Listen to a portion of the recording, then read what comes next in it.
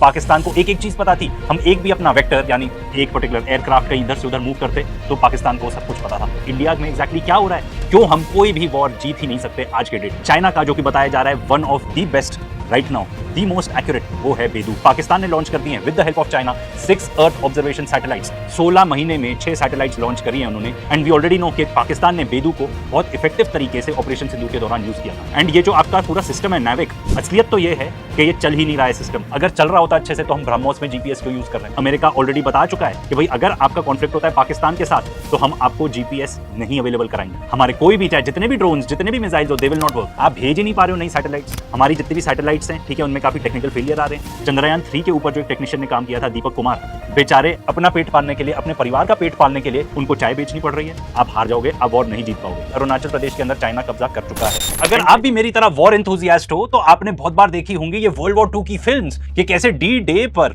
France के beaches को reclaim करती हैं ये एलाइड फोर्सेस। कई सारी मूवीज में भी देखा होगा आपने। ह्यूज इतना बड़ा बिल्डअप ऑफ सोल्जर्स, सब ये आ रहे हैं इकट्ठे होकर पूरी जंग छेड़ने, ठीक है, एक आइलैंड को या बीच को कैप्चर करने के लिए। पर अब ये पूरा वॉरफेयर बदल चुका है। अब है ड्रोन्स का जमाना, अब है बैलिस्टिक मिसाइल्स का जमाना, जहां पे आप कहीं से भी बैठे बैठे ऑपरेट कर सकते हो ये drones missiles and pin point accuracy से अपने टारगेट को हिट कर सकते हो। बट ये ड्रोन्स और मिसाइल्स चलती कैसे हैं? सैटेलाइट्स के थ्रू कोऑर्डिनेट्स मिलते हैं एंड वो इन ड्रोन्स एंड मिसाइल्स को फीड किए जाते हैं ताकि वो अपने टारगेट को हिट कर सके। एंड सर्वेलेंस का जमाना है भाई। ये सिर्फ सीसीटीवी कैमरा से आपके शहर ही नहीं सर्वेल हो रहे, ऊपर से सैटेलाइट से सब कुछ देखा जा रहा है। तो भाई अगर प्लान भी हो रहा है कि बिल्डअप किया जाएगा सोल्जर्स का तो सैटेलाइट्स के थ्रू सब पता चल जाएगा। एंड ये चीज बहुत अबंडेंटली क्लियर हो गई यूएस ईरान वॉर के दौरान। ईरान ने पिन पॉइंट एक्यूरेसी से अमेरिकन बेसिस को टारगेट किया।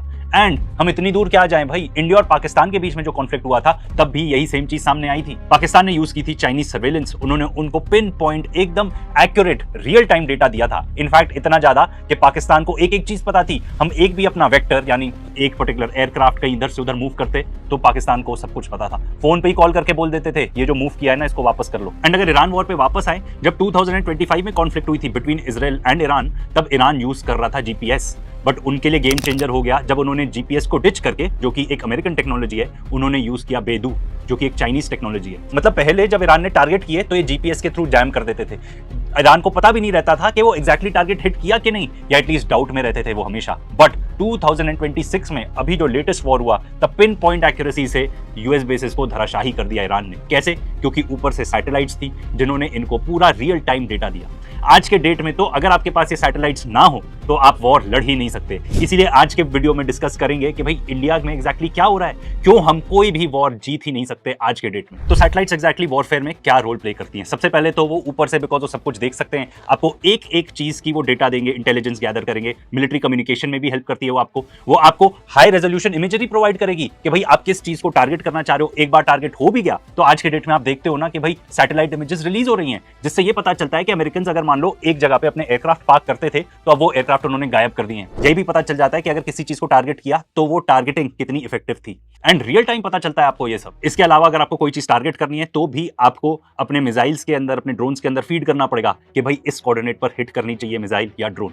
सिक्योर कम्युनिकेशन भी देता है आपको अगर आपकी खुद की सैटेलाइट्स हो। एंड देखो जब भी वॉर लड़ा जाता है तो हमको तो ऊपरी ऊपरी चीजें दिख रही हैं, एक्चुअली में बहुत सारी इंटेलिजेंस गैदर की जा रही है, एक एक चीज की अपडेट ली जा रही है कि भाई सोल्जर्स कहां से कहां मूव कर रहे हैं, किस तरफ जा सकते हैं, एक एक एयरक्राफ्ट कहां पे पार्क्ड है, एक एक रेडार कहां पे पार्क्ड है। आपको क्या लगता है कि ईरान ने ऐसे ही टारगेट कर लिए इनके $1 बिलियन वर्थ ऑफ रेडार्स? तो जीपीएस है जो कॉमनली यूज होता है। इनफैक्ट जीपीएस हमारे फोन्स में भी यूज होता है। हम कहां जाना चाहते हैं, गूगल मैप्स भी जीपीएस ही यूज करता है। बट ये अमेरिकन है, ठीक है, तो ये अमेरिकन मिसाइल्स, इजरायली मिसाइल्स, इन सब के लिए तो बहुत बढ़िया चलता है। बट अगर आपको असली में सॉवरेन बनना है, अगर आपको किसी पर भी डिपेंडेंट नहीं रहना है, तो आपकी खुद का सैटेलाइट का नेटवर्क होना चाहिए ऊपर। रशिया का हो गया ग्लोनास, गैलीलियो हो गया यूरोप का, एंड चाइना का जो कि बताया जा रहा है one of the best right now, the most accurate, वो है बेदू। तो वो कैसे करता है? अगर आपको खुद का सिस्टम चाहिए, खुद की सैटेलाइट्स चाहिए, जितनी ज्यादा नंबर ऑफ सैटेलाइट्स रहेंगी उतना ज्यादा एरिया आप सर्वेलेंस कर पाओगे, उतने एक्यूरेसी से कर पाओगे। तो अमेरिका ने भेजी हुई है फॉर जीपीएस 31 सैटेलाइट्स, रशिया ने भेजी हुई है 24, गैलीलियो जो यूरोप का है उन्होंने भेजी हुई है 30,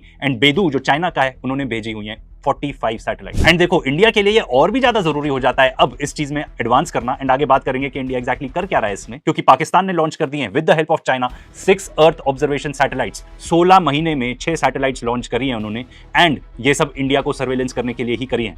एंड खास तौर पे बताया जा रहा है कि जो कश्मीर का एरिया है उसके ऊपर नजर रखने के लिए ये सब किया गया। एंड वी ऑलरेडी नो कि पाकिस्तान ने बेदू को बहुत इफेक्टिव तरीके से ऑपरेशन सिंदूर के दौरान यूज किया था। इंडिया आज के डेट में इवन दो हमारा ऊपर सैटेलाइट नेटवर्क है, हम जीपीएस क्यों यूज करते हैं, एंड स्पेशली क्योंकि हम एक बार पहले धोखा खा चुके हैं। कारगिल वॉर के दौरान यूएस ओन करता है जीपीएस, उन्होंने बोल दिया था हम आपको देंगे ही नहीं। ये बताया जा रहा है कि एक टेररिस्ट को परस्यूट कर रही थी इंडियन आर्मी, ठीक है, एंड अपना ड्रोन भी लॉन्च करती है, बट वो ड्रोन जाके कहां गिर जाता है, पंजाब के गुरदासपुर में। क्यों? क्योंकि जो जीपीएस था वो ढंग से चल नहीं रहा था। अमेरिका जब चाहे स्विच ऑफ कर सकता है। एंड ये बात तो क्लियर है कि आज के डेट में इंडिया से कहीं ज्यादा बेहतर रिलेशनशिप पाकिस्तान का है अमेरिका के साथ। वो सुलह करा रहा है भाई, यूएस और ईरान के बीच में सुलह करा रहा है, और हमको बोल रहा है रशिया से ऑयल नहीं खरीदोगे, नहीं तो सैंक्शंस लगा देंगे तुम्हारे ऊपर। तो आप खुद ही बता दो किसके बेटर रिलेशनशिप है। तो जब ये इंसिडेंट हुआ था कारगिल वाला, जब इंडिया ने डिसाइड किया कि नहीं हमारे पास खुद का अपना इंडियन जीपीएस सिस्टम होना चाहिए, एंटर्स नाविक। ये इंडिया की कवरेज कर सकता है एंड इंडिया के आसपास 1500 किलोमीटर की कर सकता है। बाकी जितने भी सिस्टम्स हैं वो ग्लोबल कवरेज कर सकते हैं। एंड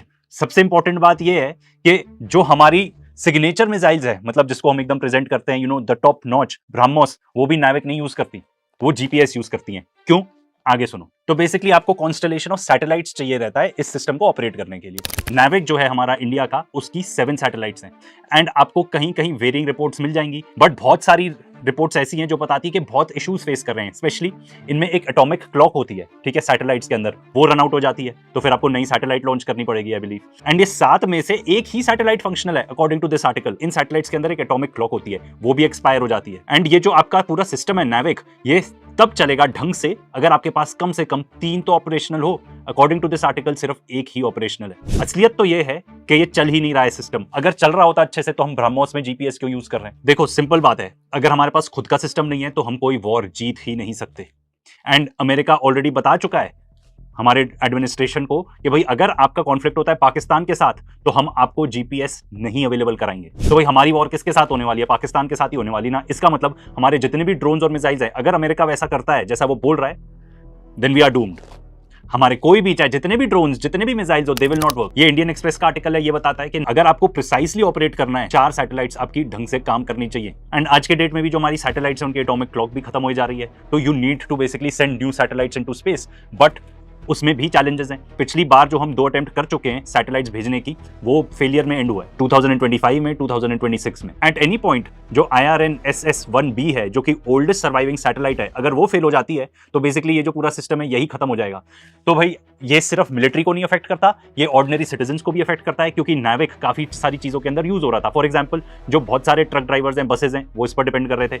इंडियन रेलवेज भी इसको यूज करता है, जो हमारे यहाँ पे मछुआरे हैं, फिशरमैन हैं, वो भी यूज करते हैं नाविक। देखो बात सिंपल है, अगर आपको वॉर लड़नी है तो आपके पास खुद का सिस्टम होना चाहिए। एंड स्पेशली क्योंकि जब आपकी वॉर होने वाली है पाकिस्तान के खिलाफ, एंड आपके सारे ड्रोन्स और सारे मिसाइल्स जीपीएस यूज करते हैं, एंड आपको ऊपर नई सैटेलाइट्स भेजनी है ताकि आपका जो सिस्टम है नाविक वो अच्छे से काम करता रहे, आप भेज ही नहीं पा रहे हो नई सैटेलाइट्स। तो अगर मैं बहुत सिंपली आपको बताऊं तो हमारी जितनी भी सैटेलाइट्स हैं, ठीक है, उनमें काफी टेक्निकल फेलियर आ रहे हैं। हम जो नई सैटेलाइट लॉन्च करने की कोशिश कर रहे हैं उसमें भी फेलियर्स आ रहे हैं। हमारी सैटेलाइट्स पुरानी होती जा रही हैं, तो उनको भी रिप्लेस करने की जरूरत है। कौन करेगा? किसका काम है ये सब करना? इसरो का। अब आप इसरो की हालत देख लो, 100 साइंटिस्ट इकट्ठे यहाँ पे क्विट कर रहे हैं, 100 के 100 साइंटिस्ट। एंड इतना ही नहीं है कि ये 100 जा रहे हैं, ठीक है, रिक्रूटमेंट भी जो है आप वो भी देखो, 1643 तो वैकेंसीज हैं सिर्फ साइंटिफिक एंड टेक्निकल पोजीशंस में। रीजन की बात करें तो देखो एक सिंपल रीजन आपके सामने है। चंद्रयान 3 के ऊपर जो एक टेक्नीशियन ने काम किया था, दीपक कुमार, उनको अपनी सैलरी नहीं मिल रही। 18 महीने हो गए उनको सैलरी नहीं मिल रही।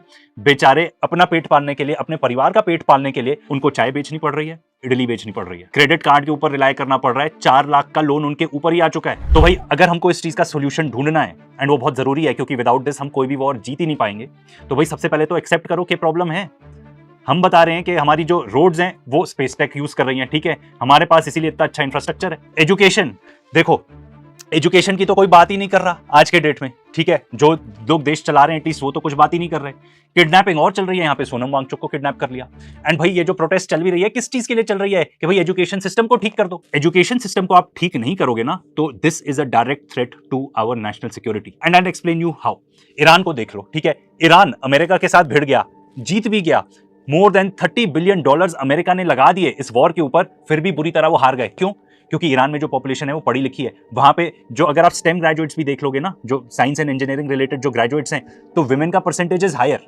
वहां पे पढ़ी लिखी पॉपुलेशन है। उन्होंने ऐसे ड्रोन्स बनाए हैं, ऐसी मिसाइल्स बनाई हैं कि पूरी दुनिया देखती रह गई। उन्होंने ऐसे ड्रोन्स बनाए हैं जो उनका शहीद ड्रोन है, जिसको रशिया कॉपी कर रहा है, अमेरिका भी कॉपी कर रहा है। एंड वो सब ऐसा क्यों कर पाए? क्योंकि उनकी पढ़ी लिखी पॉपुलेशन है। आपको नेशनल सिक्योरिटी के इंटरेस्ट में लोगों को एजुकेट करना ही पड़ेगा, क्योंकि अगर आप किसी और पे रिलाई करोगे कि भाई हम उसका जीपीएस यूज कर लेंगे, आप हार जाओगे, आप वॉर नहीं जीत पाओगे, नंबर 1। सेकेंडली, अगर आप दूसरों से हथियार भी खरीद रहे हो, then also you are not sovereign. तो भाई अब 2 चॉइसेस हैं, या तो इस चीज को सीरियसली लिया जाए, एजुकेशन सिस्टम को भी ओवरहॉल किया जाए, जो हमारे इसरो है उसको भी ओवरहॉल किया जाए, वहां पे लोगों की सैलरी तो कम से कम दी जाए। नहीं तो फिर चीजें इग्नोर करते जाओ, ये चीज भी इग्नोर करते जाओ कि भाई अरुणाचल प्रदेश के अंदर चाइना कब्जा कर चुका है।